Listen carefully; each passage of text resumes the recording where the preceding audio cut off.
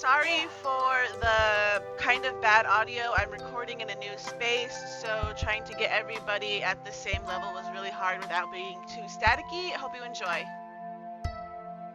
Hey everyone, welcome back to Navajo Tea Time. My name is Kelsey, and today I'm joined by Janeen and Anne, and we will be talking about NASA or just a company starting to send cremated ashes to the moon. Yes, my name is Janeen Phillips. I'm currently the CEO to Níhookaa Diyin Protectors Organization, and I am currently working on my PhD in health administration with an emphasis in operational leadership and qualitative research. Thank you. Yes, and I'm Anne Hamlin.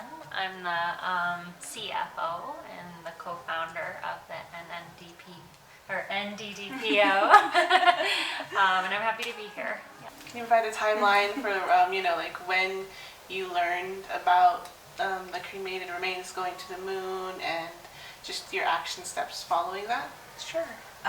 So the day that I recall learning about the information of ashes being carried to the moon was a little bit before June 8th, when they were actually going to set out the ship or the rocket to NASA, the moon.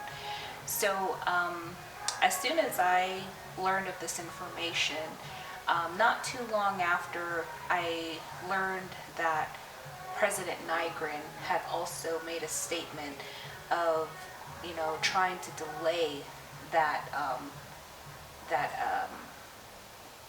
travel to the moon to where they were going to take the ashes up there. So immediately it caught my attention. When did you start your organization? I learned about the ashes when Janeen texted me about it. We're friends, and she shared with me how upsetting it was, and the video of Nygren on the news, and I've had a lifelong relationship with NASA. I know people at NASA, and I was like, well, if there's more to say, let's get this to NASA. So Janeen was able to get letters from the Navajo Nation Human Rights Commission and the Diné Association, and then I made sure that they got to the right people at NASA. So we needed the name of the organization to get those letters, and we needed the domain, the official emails to send them from. So an organization was essentially born of this issue. First, we started off with Navajo Nation Human Rights Commissioner Max Phillips, and we needed to somehow connect the indigenous knowledge with this. And I know that with her history, how she's been advocating for Osni Sacred Peaks, as well as the Peyote Coalition. I know that through numerous of her studies that she has tested this already, where she tries to bridge that gap of Western science as well as traditional knowledge. So this is no different of trying to bridge that gap here with the understanding of the cultural aspects as well as versus Western science. Okay. So we worked on the letters, and also we got the president from the Navajo Tea Association to also respond to this, and where we were trying to be aggressive as to sending these letters to NASA, we were successful to get it up to NASA Administrator Bill Nelson. So I guess one of my major questions is, what's the call to action? What do you want? What is the goal of the organization? The overall goal of this organization comes within here.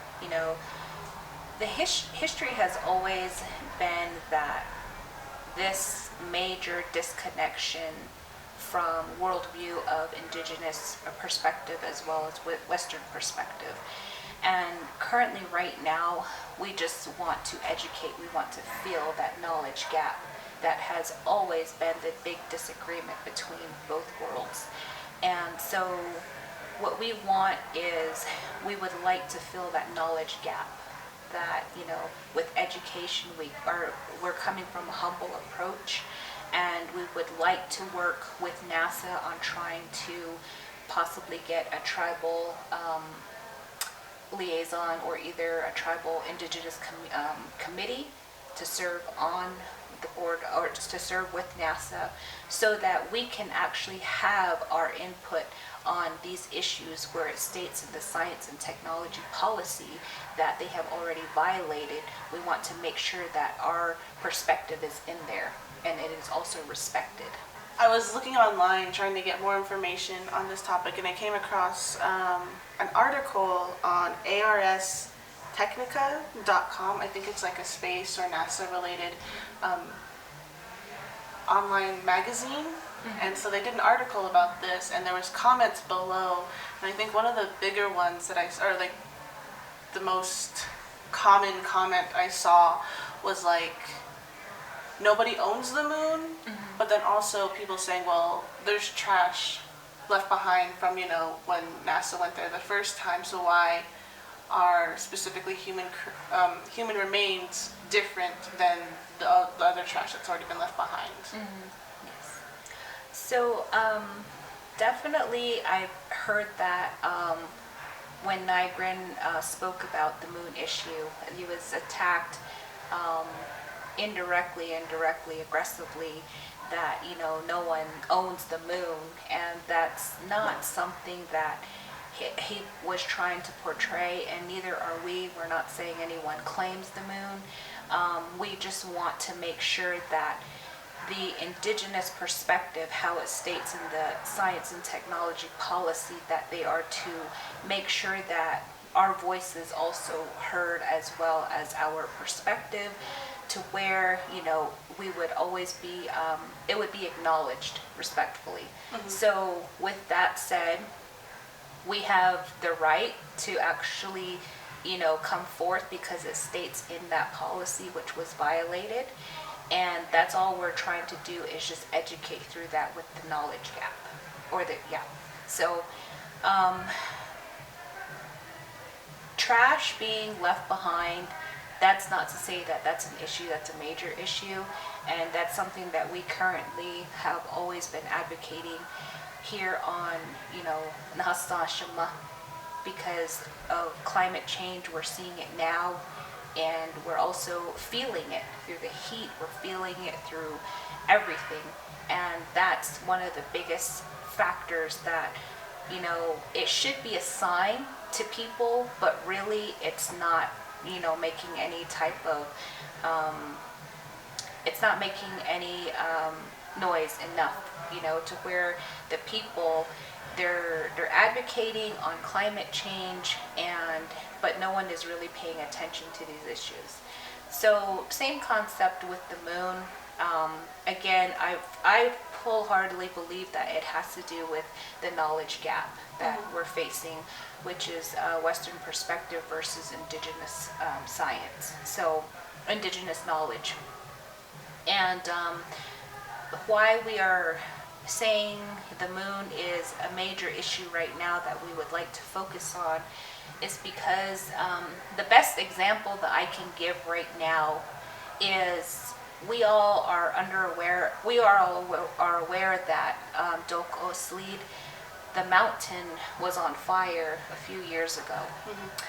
And the whole town here understood that through Western perspective, it was the fire growing out of control, the wind helping with, not making issues or not making anything better. They just were tending to, I guess you could say, evidence-based science, the biological networks that they always, try to stay focused on. But for the indigenous knowledge, we call that energy. And through energy, we recognize it through holy elements, holy deities, signs, and that's being within your holistic, atmosphere, your own little spiritual boundary. So from the Western perspective, again, what we heard on the news was this fire is growing out of control. The wind is not helping. It's making it worse. We're trying to put it out, and it just wouldn't seem to go out. So for the traditional knowledge and the Diné perspective, how I understand this is that, we look at the holy elements, fire, wind, water. Those are all holy elements. And when we see elements growing out of control, such as fire and wind, which is air, then that sends an automatic message to the people, to the indigenous communities. And what we got from that, how we understand, is that, something is not balanced. Something is thrown off to where it's causing a sacred mountain that we use in our prayers to be on fire this way.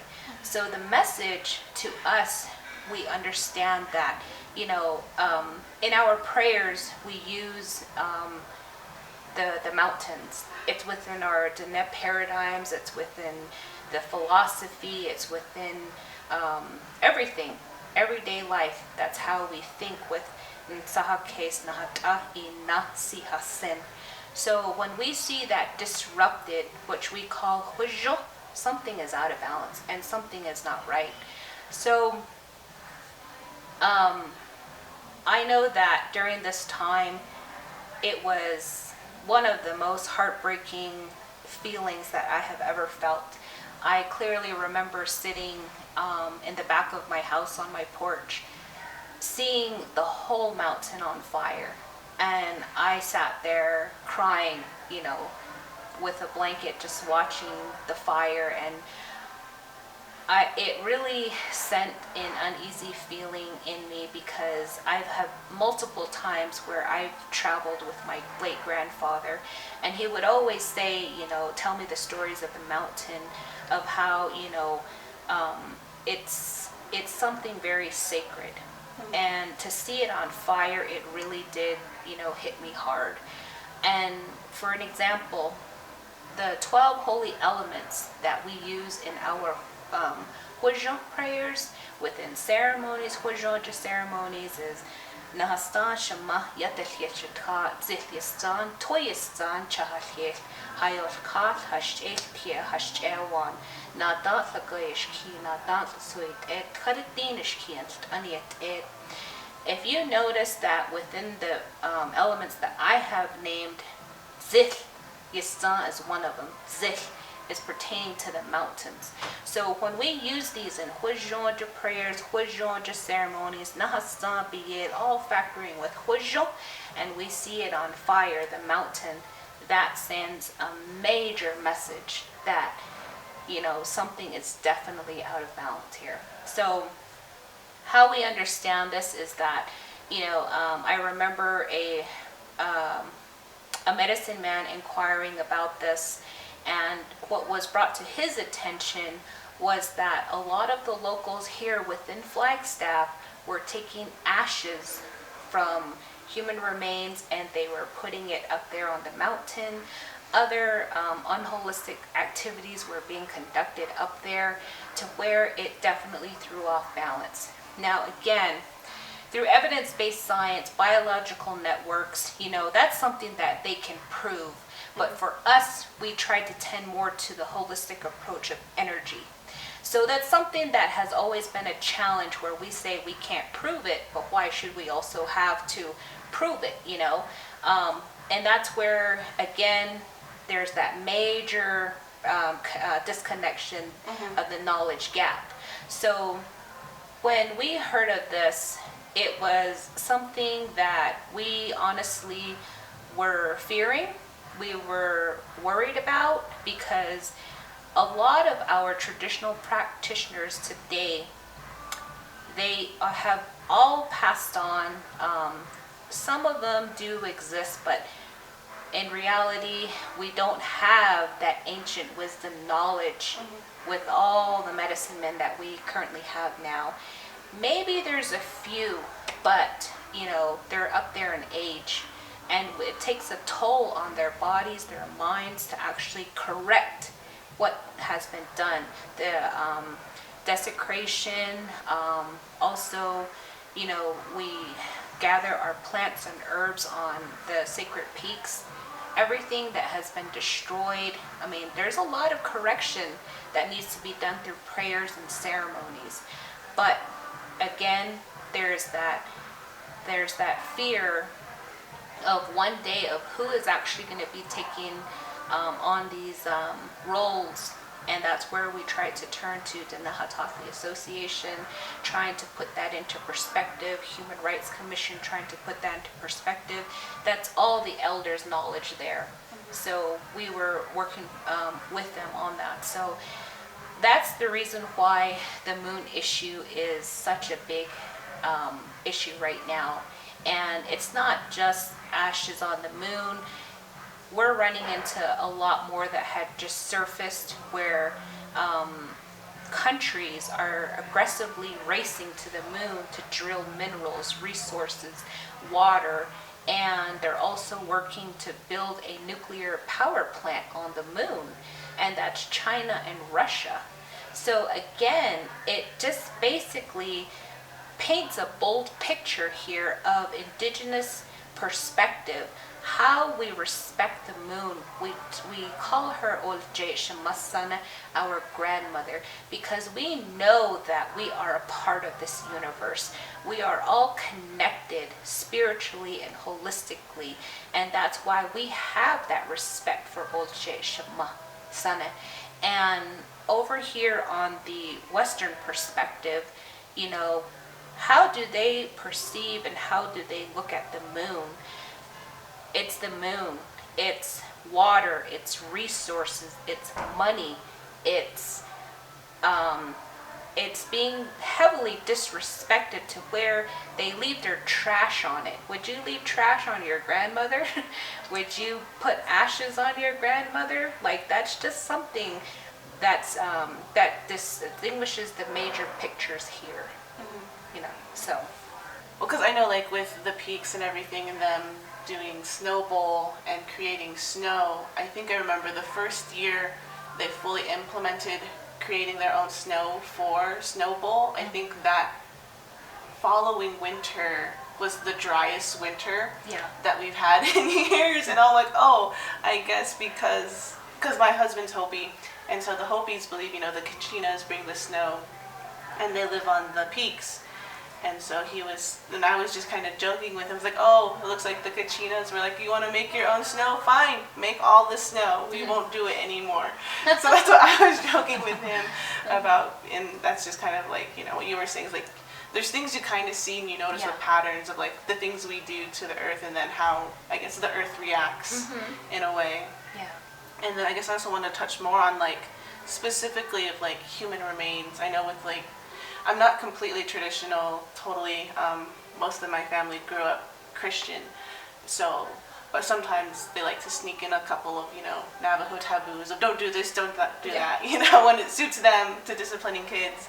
But I think one of the major ones was dealing with death and grave sites and stuff. And usually, I believe traditionally is when you bury someone, you leave them alone and you don't visit grave sites. You don't want any more interaction with the grave or the dead than is needed. And I think those issues came up too with Canyon de Chelly and the Grand Canyon of people wanting to throw ashes into the canyon. So is there any more perspective or knowledge or teachings of specifically having human remains on the moon? Probably something that I remember from my late grandfather. When a person takes their journey, we respect that. And it's not in our culture to keep the remains like that. And when you have something like that, left behind and it's kept, it has its own energy. And again, that's something that we understand it to be with energy. Even through our songs, our prayers. For an example, if you have a Huachanja ceremony, you're fighting off energies that are all over you that are not good, and you're basically trying to get it away. And again, it's something that's from another world when they depart. So you don't try to make those connect. You keep them apart. That's how I understand it. So if you were to take ashes and start spreading it on the moon, this powerful, holistic, spiritual boundary that's untouched on the moon, you're desecrating, you're throwing off the balance of, her she's also living, and that's something that we need to respect, and we shouldn't just go and leave our trash, start building whatever we want on her. And because we consider her a moon, and through Western perspective, that doesn't mean that she doesn't feel, doesn't mean that she doesn't have a voice. And we should be more respectful to respecting her holistic and spiritual boundary. We shouldn't try to disrupt that at all. And Anne, what are your thoughts on this, trying to incorporate the indigenous perspective? I have a master's degree in Western science, in geology, and I studied climate change research in both of my undergrad and master's degree research projects. And the indigenous people knew that this would happen. Right? And so I remember, from my studies that the first academic Western science paper was published on climate change roughly 100 years ago, like late 1800s. We relate. We relate to that knowledge, like that knowledge of what we should do, what we shouldn't do, how it will manifest in our climate and our earth was already there, and if we had listened to it, we wouldn't be where we are today. And then, 100 years later, after realizing that putting massive amounts of the earth's carbon material that was stored in rocks in the earth safe where it needed to be, and taking that out and putting it in the atmosphere, once we realized that that would change our climate, we didn't even stop.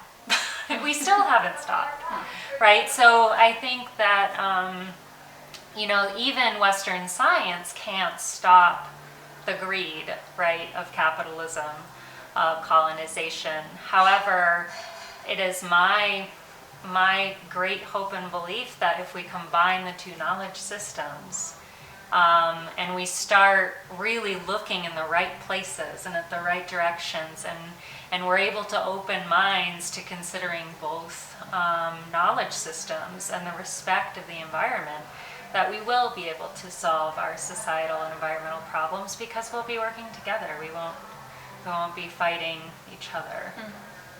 Yeah, well, currently right now we just have the website. It's www.nddpo.com, and we also are on Twitter and Facebook. Follow us, and we'll be having more updates and stories to post. And if you have any questions or comments, feel free to reach out to us. Yes, and we would love volunteers. Yeah. We would love connections. We would love, if you know of people that would be really interested and excited about this, we want to gather the following and do really good work together. All right, cool. So I just want to reiterate from what I understand of what you were saying about what your goal is that in NASA there's a clause for Indigenous people to have their voices heard and have their concerns met, or at least acknowledged, and this is what you guys are trying to do, is kind of, I don't know, force that policy into being able to have, specifically the Diné perspective heard about human remains being sent to the moon, correct? Yes. Okay. All right. Did you want to elaborate? Yeah, I think that knowledge gap is not insurmountable at NASA. you know, they claim and they celebrate that what their core values are diversity, equity, inclusion. There is no scientific value in putting ashes on the moon. This is essentially an industry, a private industry of people, billionaires, paying to, you know, $13,000 to get some of their ashes put on the moon. This is not NASA's business. This is not their mission. You know, I don't think that this knowledge gap is insurmountable in this particular case. So we do have some other projects that we are currently working on. And one thing that I would love to reach out to everybody is that we're currently working on a youth leadership camp here in Flagstaff. We would love to call it Níhookaa, Diyin, Diné, Youth Leadership Camp.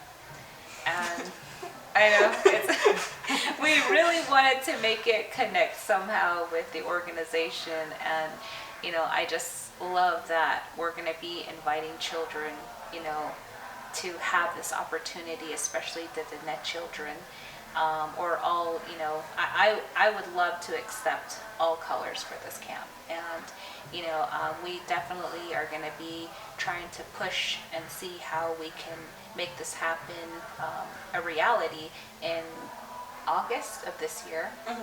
So I'll give the floor to Anne on the curriculum of what we're trying to reach here, the goal. Yeah, so I'm a curriculum developer, and I'm very, very excited about having done some co-designed curriculum work with Diné educators, students, and parents and community members. So we would love to do this type of curriculum where we set it in the context and the frame and the priorities and the values of Indigenous knowledge. And then where we talk about that, we can bring in Western content, Western science, Western astronomy, and Western mandated educational standards. So, you know, these standards are the law. They're to be met by our school districts, for better or for worse, and they and that in that way, you know, this camp will be an asset to the schools as well. And so in that way, we'll get more youth involvement. We'll get you know, more sustainable funding. And it's, you know, and it can be done in this braiding knowledge way towards a greater understanding of both, of the whole picture. So. Okay. And what's the camp about? It's about youth leadership camp. So we're trying to make sure that with the children who come, a lot of our curriculum is tied in with Diné universe, also with the Diné paradigms, also with Indigenous knowledge. We want to make sure that we're factoring all of these into our curriculum to where they have the knowledge of both worlds, basically, because we're going to be having the Western perspective with maybe doing a collaboration with the wheel, where I think it's called the Diné wheel, where you actually can look at the constellations, and then again, we're trying to, again, bridge the gap, make that understanding. We don't want to, you know, fight with anybody. We just want to make sure that they can have that knowledge and privilege of both worlds, and, you know, use that moving forward as an emerging leader. That's really cool. So how did you two meet? We met about I would say about a year and a half ago. She was the spearheaded leader for I believe the robotics program through NAU, and my children love robotics. They love dealing with Legos, and I don't have the patience for that. But they dragged me there to multiple events, and that's where I actually met Anne. And I know that she was working on projects with my uncle at the time, so he actually introduced us to the program as well. But that's where I met her. That's cool. I know my little one, she's 7 now, but when she was really little, we used to call her like a tinker. Oh, okay. I don't know if you don't know Tinkerbell and the fairies. And Yeah. they divide the fairies, and tinkers are the ones who create and make things. Yeah. So I remember this one time she's just like looking at a door, and she just kept going like this. And she'd look on one side and look at it. She just looked at it and studied it until she figured out it moved because of the hinges. And as soon as she found that, I was like, oh, okay. And then she just like left the door alone. But you know, she's always been like you know, trying to figure out how little things work and like the mechanics of things. But then definitely with like the school curriculum, I know I feel like some of that, the stuff that she used to love learning about, kind of has dwindled into just learn your numbers, learn your words, and say them as fast as you can. And my mom is a teacher, so I know, you know, just how frustrating standards and standardized tests can be. And it's nice to have other programs that help expand knowledge, but not in like such a, you fill this bubble out and this, you know, just learn to take the test and pass the test. Because I feel like is what schools become right now, is just you just learn stuff to pass a test instead of, you know, what are you interested in, you know, diving deeper into things. So I feel like your leadership program and the robotics program are really great just for all the students and all the kids to be able to find interests in their passions. Alright, so thank you guys for coming on. This is my first episode solo and from, you know, the winter break. So thank you for having me. And in this space, this is the Hive. It's like a DIY music venue in the evening, and they're trying to expand to be able to do more things during the day for like art and filming and different things like that. So thank you guys for coming out and filming Navajo Tea Time with me. Well, we're honored to be, you know, your first episode, so thank you. Thanks. Yes, thank you. And don't forget to like, share, subscribe. All the links to their program and their website will be linked down below. Don't forget to comment any of your questions. And yeah, thanks. Bye. Bye.